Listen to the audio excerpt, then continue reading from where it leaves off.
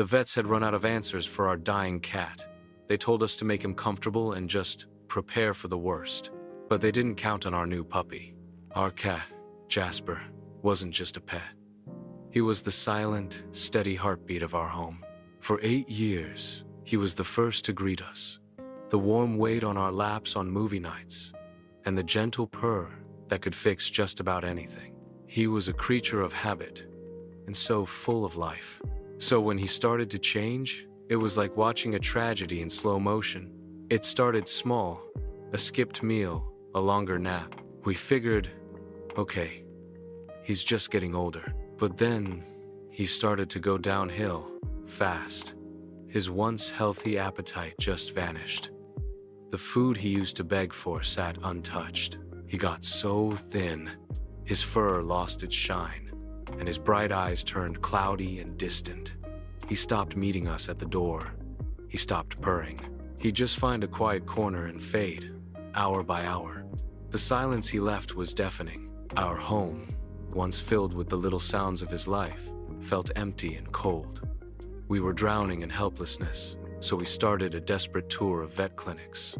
Every visit was the same, a flicker of hope, followed by more despair. Blood tests, x-rays, ultrasounds. Nothing gave us an answer.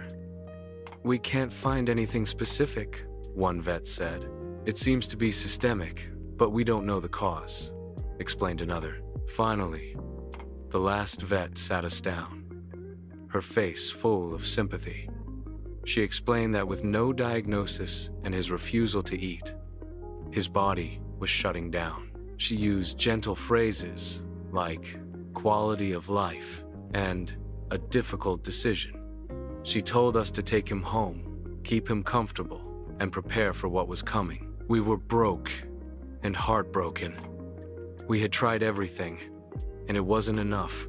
We went home with our frail, silent cat, our hearts completely shattered, to start the grim process of saying goodbye. Just 2 weeks before Jasper's world started to shrink, we'd made an exciting decision. We were getting a puppy.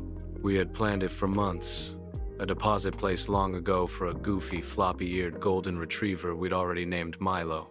In hindsight, the timing felt like a cruel joke. The day we were supposed to pick him up landed in the middle of our darkest week, the week we had given up hope for Jasper. Honestly, we thought about canceling. How could we bring a tornado of puppy energy into a home that had basically become a hospice? It felt so wrong, like a betrayal of the peace Jasper deserved.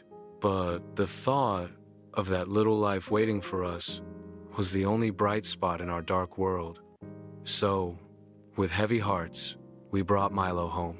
The contrast was immediate and jarring. Milo was pure, clumsy, chaotic joy. He was all giant paws, sharp teeth, and a tail that never stopped wagging. He tumbled through the house, skidding on the floors and discovering squeaky toys, while Jasper was a fragile statue of silent suffering.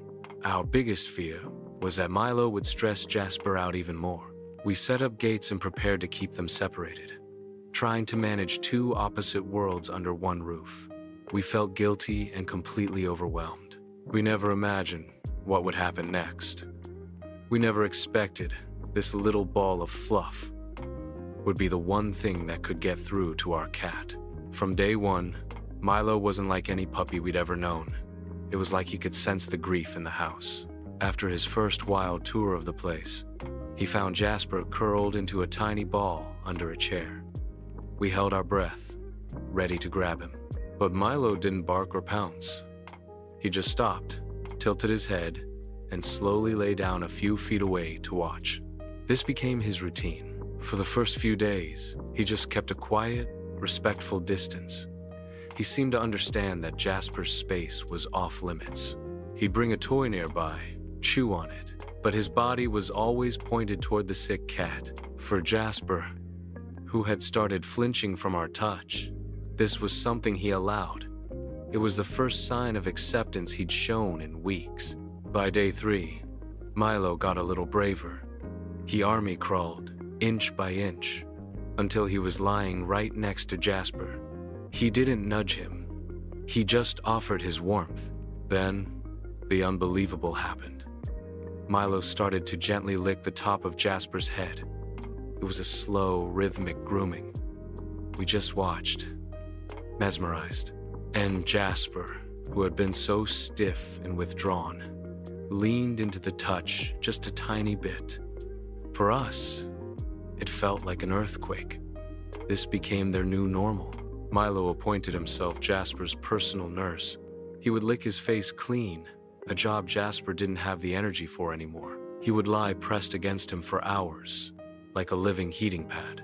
Sometimes, he'd bring a single piece of his own kibble and nudge it toward Jasper's nose before eating his own meal. It was like he was trying to remind him what to do. It was a profound, instinctual act of compassion that we couldn't offer in the same way. We'd heard about the power of interspecies bonds reducing stress and promoting healing, but seeing it was something else entirely. It was like he knew Jasper didn't just need medicine. He needed a reason to keep going. Milo was a constant, gentle, unwavering force of life. A week and a half after Milo came home, their routine was set. But Jasper's condition hadn't changed. He was still rail thin, refusing every kind of food we offered. The vets said that once an animal is that far gone, it's almost impossible to bring them back. The little spark of hope Milo had given us was starting to fade. We began to think his friendship would just be a comfort at the end of Jasper's life, not a cure. That night, we were on the floor, watching them. Milo was lying next to Jasper's untouched food bowl, which held a bit of high-calorie vet paste. Just like before, Milo nudged the bowl, then looked at Jasper. He let out a soft, pleading whine. Then he licked Jasper's face, long and slow. And then it happened. Jasper lifted his head. His movements were agonizingly slow. He stared at the bowl.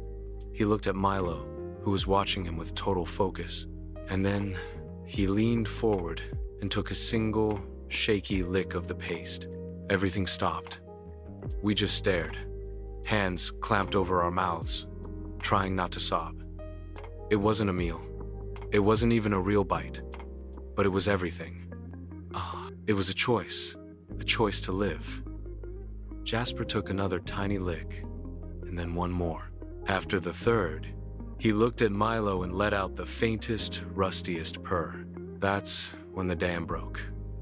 Tears of relief and disbelief streamed down our faces. It wasn't a miracle drug that broke through his wall of sickness. It was the stubborn, unwavering devotion of a goofy little puppy. It was proof of the healing power of companionship, a force more powerful than any medicine the experts had. The healing had finally begun, and it was all thanks to our little puppy nurse. That first tiny lick was the key that turned the lock. The next day, Jasper ate a little more, and the day after, even more. With every small meal, a piece of the old Jasper came back. A flicker of interest in a sunbeam, the strength to walk to his water bowl, a weak but determined attempt to groom himself. And through it all, Milo never left his side, a furry shadow of encouragement. Within a month, the change was unbelievable. The vets who had prepared us for the worst were speechless, just shaking their heads and saying things like, "Remarkable." Jasper wasn't just surviving, he was thriving. He gained his weight back, his coat grew thick and shiny, and his eyes were bright and clear again. But the best change was their bond. They are now completely inseparable. They curl up in the same dog bed, a mess of golden fur and tabby stripes. We'll find Milo patiently letting Jasper groom his ears, returning the favor for all those weeks of care. They even invented their own gentle version of chase that always ends in a pile on the rug. Milo's chaotic puppy energy is now softened by Jasper's calm presence. Milo saved his life, and in return, Jasper is teaching him how to be a gentle soul. Their friendship is a constant, beautiful reminder that the strongest medicine doesn't always come in a bottle. Sometimes, it's a friend who refuses to let you go. Sometimes, healing comes from the unconditional love of the most unlikely companion. If you believe in the power of unlikely friendships, please share this story. And for more heartwarming content, consider subscribing to our channel.